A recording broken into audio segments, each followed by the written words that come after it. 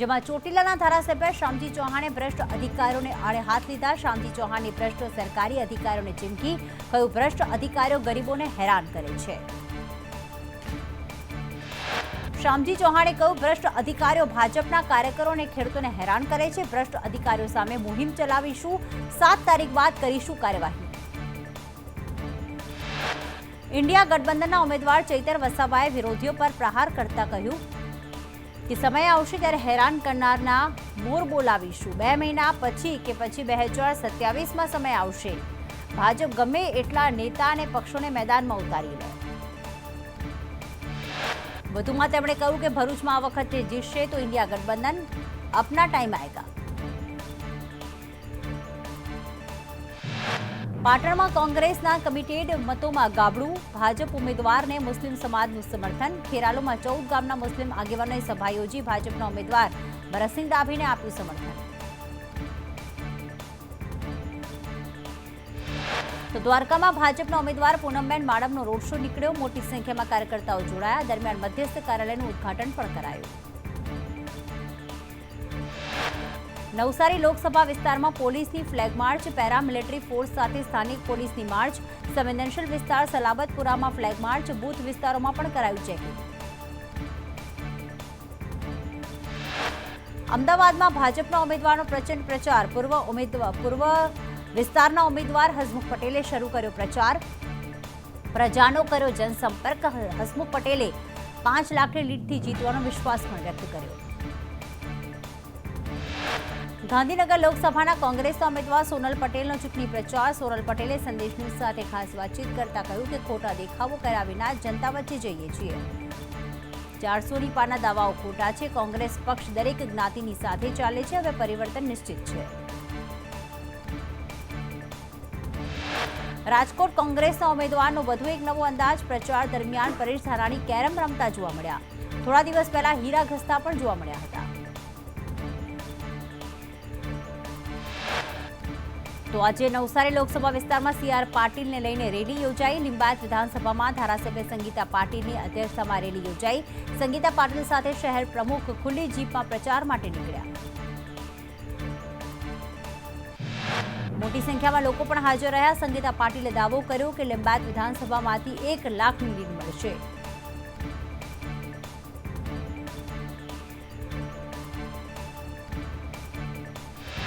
દ્વારકામાં સિનિયર સિટીઝન્સનું મતદાન, ચૂંટણી પંચ ઘરે ઘરે જઈ મતદાન કરાવી રહ્યું છે। ભાણવડમાં 92 વર્ષીય સવિતાબેને મતદાન કર્યું। 92 વર્ષીય સવિતાબેન દેશની આઝાદીના સાક્ષી છે। લોકસભા ચૂંટણીમાં બીજા તબક્કાનું મતદાન, 13 રાજ્યોની 88 બેઠકો પર મતદાન થઈ રહ્યું છે। કેરળની તમામ 20 બેઠકો પર ચૂંટણી યોજાઈ રહી છે, તો કર્ણાટકની 14 અને રાજસ્થાનની 13 બેઠક માટે ચૂંટણી યોજાઈ રહી છે। રાહુલ ગાંધી, હેમા માલિનીનું નક્કી થશે ભાવિ, બીજા તબક્કામાં દેશની 100% બેઠકો માટે મતદાન। તો મહારાષ્ટ્ર અને ઉત્તર પ્રદેશની 8 બેઠક માટે મતદાન થઈ રહ્યું છે। મધ્યપ્રદેશની 6, આસામની 5 બેઠકો માટે ચૂંટણી યોજાઈ રહી છે। જ્યારે બિહારની 5, છત્તીસગઢની 3 બેઠક માટે ચૂંટણી, પશ્ચિમ બંગાળની પણ 3 બેઠક માટે ચૂંટણી, મણિપુરની 1 બેઠક માટે ચૂંટણી, તો ત્રિપુરા અને જમ્મુ કાશ્મીરની પણ 1 બેઠક પર મતદાન થઈ રહ્યું છે। બીજા તબક્કાની ચૂંટણી જે યોજાઈ રહી છે તેમાં કુલ 15 કરોડ ને 88 લાખ મતદારો છે, જેમાં 8 કરોડ 8 લાખ પુરુષ અને 7 કરોડ 80 લાખ મહિલા મતદારોનો સમાવેશ થાય છે। લોકસભા ચૂંટણીને લઈને અશોક ગેહલોતે મતદાન કર્યું। અશોક ગેહલોતે મતદાન પહેલા પુત્ર સાથે ઘરે પૂજા અર્ચના કરી હતી। ઇન્ફોસિસના સ્થાપક નારાયણ મૂર્તિએ બેંગલુરુમાં BES મતદાન મથક પર કર્યું મતદાન। સુધા મૂર્તિએ પણ બેંગલુરુમાં મતદાન કરીને કહ્યું, હું યુવાનોને વિનંતી કરું છું કે તેઓ બહાર આવીને મતદાન કરે। રાજસ્થાનના પૂર્વ મુખ્યમંત્રી વસુંધરા રાજે ઝાલાવાડમાં પોતાના મતાધિકારનો કર્યો ઉપયોગ। વસુંધરા રાજે પ્રજાને મત આપવા અપીલ કરી।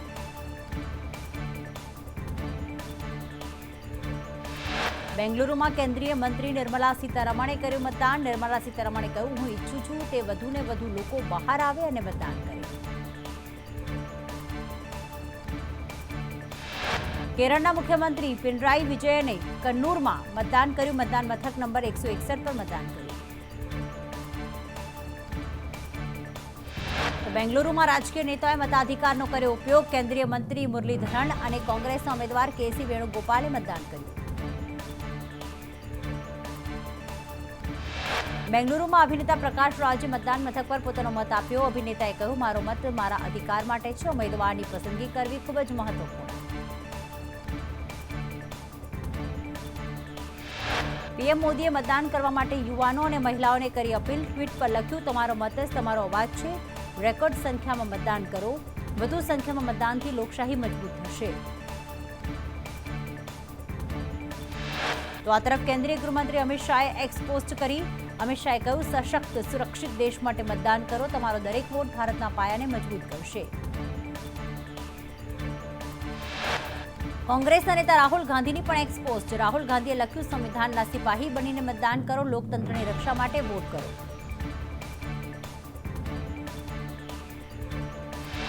ઈવીએમ અને વીવીપેટ પર સુપ્રીમ કોર્ટનો મોટો ચુકાદો. સુપ્રીમ કોર્ટે બેલેટ પેપરથી મતદાનની માંગ કરતી અરજી ફગાવી. હવે ઈવીએમથી થશે મતદાન. મતદાન બાદ 45 દિવસ સુધી સુરક્ષિત રખાશે ઈવીએમ. ભાજપના રાષ્ટ્રીય અધ્યક્ષ જેપી નડ્ડાના કોંગ્રેસ પર પ્રહાર. કોંગ્રેસ સહિત ઇન્ડિયા ગઠબંધન એસસી એસટી ઓબીસીનો હક છીનવીને મુસ્લિમોને આપવા માંગે છે. કોંગ્રેસ કહે છે કે દેશના સંસાધનો પર પહેલો હક મુસ્લિમોનો. નડ્ડાએ કહ્યું, પીએમ મોદી કહે છે કે દેશના સંસાધનો પર પહેલો હક ગરીબોનો છે. નડ્ડાએ પૂર્વ પીએમ મનમોહનસિંહના નિવેદનનો હવાલો આપ્યો. કર્ણાટકમાં કોંગ્રેસે મુસ્લિમોને ઓબીસી અનામતમાં ભાગ આપ્યો. મોરબી દુર્ઘટનાનો આરોપી જયસુખ પટેલનું સોગંદનામું. હાઈકોર્ટમાં સોગંદનામામાં જયસુખ પટેલે માફી માંગી. પીડિતોને વળતર આપવા અંગે બાંહેધરી પણ આપી. 14 કરોડથી વધુની રકમની ચૂકવી હોવાનો એફિડેવિટમાં ઉલ્લેખ. વડોદરા હરણી બોટ દુર્ઘટના મુદ્દે વિપક્ષ નેતાના પ્રહાર. કોર્પોરેશનના વિપક્ષના નેતા અમીર રાવતનું નિવેદન. પ્રોજેક્ટની શરૂઆતથી જ ભ્રષ્ટાચાર. મોટા માથાને બચાવવા 2 નાના કર્મીઓનો ભોગ લેવાયો. તો વડોદરામાંથી ગુમ 15 વર્ષીય સગીર વૃંદાવનથી મળ્યો. વૃંદાવનમાં પ્રેમાનંદ મહારાજના આશ્રમમાંથી મળ્યો પુત્ર. હવેલીના મુખિયાજીનો પુત્ર 7 દિવસથી હતો ગુમ. પોલીસને 7 દિવસ બાદ સગીરને શોધવામાં સફળતા મળી. સુરતમાં ચાલુ એક્ટિવા પર હથિયાર સાથે યુવકોનો વિડીયો વાયરલ. ચૂંટણીની આચારસંહિતા છતાં છાકટા બનીને ફરતા શખ્સોનો વાયરલ વિડીયો સામે આવ્યો.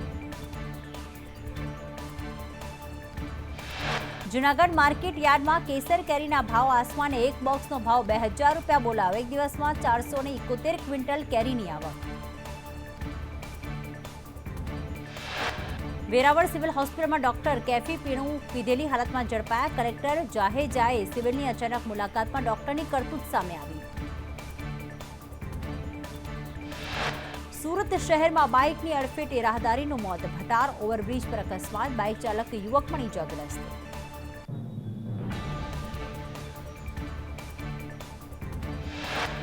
સુરતમાં અચાનક કમોસમી વરસાદ. ઉમરવાડા ઓલપાડ તાલુકાના કેટલાક વિસ્તારમાં વરસાદી ઝાપટા. માવઠાને લઈને વાતાવરણમાં ઠંડક પ્રસરી. સુરત શહેરમાં કમોસમી વરસાદ. કતારગામ અમરોલીમાં વરસાદ. ઉધનાના ભાઠીના વિસ્તારમાં વરસાદ. વરસાદના પગલે વાતાવરણમાં ઠંડક પ્રસરી. તો વલસાડ શહેરમાં પણ કમોસમી વરસાદ વરસ્યો. આજુબાજુના વિસ્તારોમાં પણ પડ્યું ઝાપટું. માવઠાના કારણે ખેડૂતોની ચિંતામાં વધારો. માવઠાથી કેરીના પાકમાં નુકસાન થવાની ભીતિ.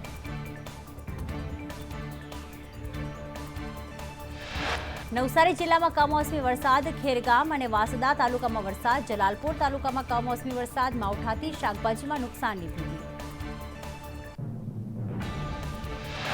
તાપી જિલ્લામાં ભર ઉનાળે કમોસમી વરસાદ. કુકરમુંડા, નીઝર, ઉચ્છલ, સોનગઢ, વ્યારા, વાલો, ડોલવણમાં વરસાદી માહોલ. શાકભાજી તેમજ કેરીના પાકને નુકસાનની ભીતિ. વડોદરાના વાતાવરણમાં પણ અચાનક પલટો આવ્યો. શહેરના નંદેસરી વિસ્તારમાં કમોસમી વરસાદ પડ્યો. શહેરીજનોને ગરમીમાં મળી આંશિક રાહત.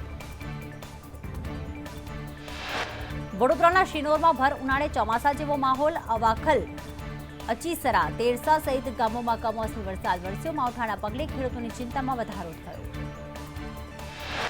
ભાવનગરમાં અનેક વિસ્તારોમાં કમોસમી વરસાદ. ચિત્રા, યાર્ડ, આખલોલ જકાત નાકા વિસ્તારમાં વરસાદ, સસ્તરામ મંદિર નારી ચોકડી વિસ્તારમાં વરસાદ.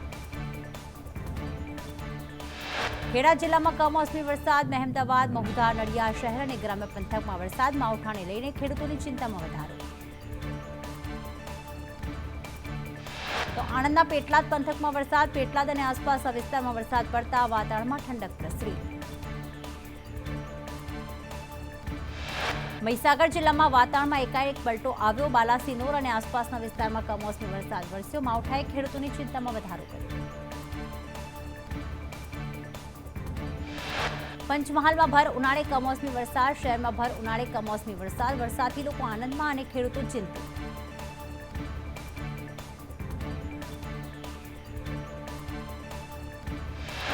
દાહોદના વાતાવરણમાં પણ અચાનક પલટો આવ્યો, દાહોદ સહિત આસપાસના ગ્રામ્ય વિસ્તારમાં વરસાદ પડ્યો. રાજ્યમાં વધ્યો ગરમીનો પ્રકોપ, મોટાભાગના શહેરોમાં તાપમાન 40 ડિગ્રીને પાર નોંધાયું, સૌથી વધુ તાપમાન અમદાવાદમાં 41.3 ડિગ્રી,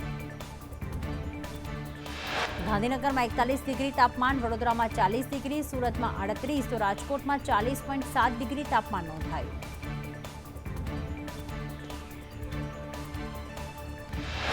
ઉનામાં રૂપાલાના વિરોધમાં ક્ષત્રિય આંદોલન પાર્ટ 2, કાણેક બરડામાં રાજપૂત સમાજે ભાજપ વિરુદ્ધ મતદાન કરવાના શપથ લીધા, ક્ષત્રિયોએ એકઠા થઈ ભાજપ સામે રોષ વ્યક્ત કર્યો, મોટી સંખ્યામાં રાજપૂત સમાજના લોકોએ શપથ લીધા. જમ્મુ કાશ્મીરના સોપોર જિલ્લામાં સુરક્ષા દળો અને આતંકીઓ વચ્ચે અથડામણ, સેનાના જવાનોએ 2 આતંકીઓને ઠાર કર્યા, સમગ્ર વિસ્તારમાં સર્ચ ઓપરેશન. પીએમ મોદીએ ઇટાલીના પ્રધાનમંત્રી જોર્જિયા મેલોની સાથે કરી ટેલિફોનિક વાતચીત, પીએમ મોદીએ G7માં આમંત્રણ બદલ માન્યો આભાર, બંને પીએમ વચ્ચે પ્રાદેશિક અને વૈશ્વિક મુદ્દાઓ પર થઈ ચર્ચા.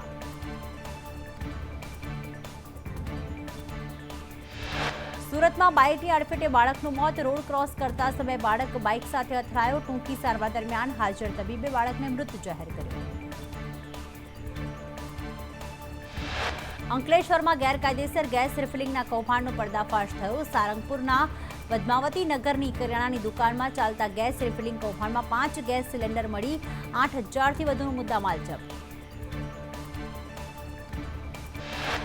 તો વેરાવળની સિવિલ હોસ્પિટલમાં નશામાં ધૂત તબીબ ઝડપાયો, કલેક્ટરની સરપ્રાઇઝ વિઝિટમાં ગાયનેક તબીબ રંગે હાથ ઝડપાયો, ગાયનેક ડોક્ટર અશોક સોંદરવાને પોલીસને સોંપવામાં આવ્યો. સલમાન ખાનના ઘર બહાર ફાયરિંગ કરનાર આરોપીઓ વિકી ગુપ્તા અને સાગર પાલને કોર્ટમાં રજૂ કરાયા, 29 એપ્રિલ સુધી મુંબઈ ક્રાઇમ બ્રાન્ચની કસ્ટડીમાં રહેશે. રાજકોટમાં પોલીસ લોકઅપમાં માર મારવાનો કેસ, હમીર રાઠોડને પોલીસ લઈ જતી હોવાનો વિડીયો સામે આવ્યો, હમીર રાઠોડનું 16 એપ્રિલે તો રાજુ સોલંકીનું 24 એપ્રિલ લોકઅપમાં થયું મોત, આરોપી એએસઆઈ અશ્વિન કાનગરની પોલીસે ધરપકડ કરી. વડોદરામાં તરસાલી ચેકપોસ્ટ પરથી ઝડપાઈ 13.5 લાખની રોકડ, હરીશ પરમાર નામના યુવાન પાસેથી મળ્યા 13.5 લાખ રોકડ, જમીનના બાનાખતના રૂપિયા હોવાના યુવકે આપ્યા પુરાવા, રોકડને લઈને આગળની કાર્યવાહી કરશે આઈટી વિભાગ.